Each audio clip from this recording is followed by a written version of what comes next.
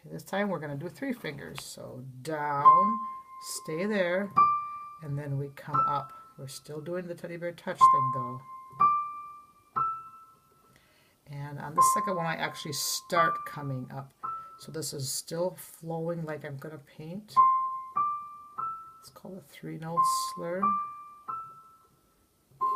Next 3 fingers. Still doing teddy bear touch. Next 3.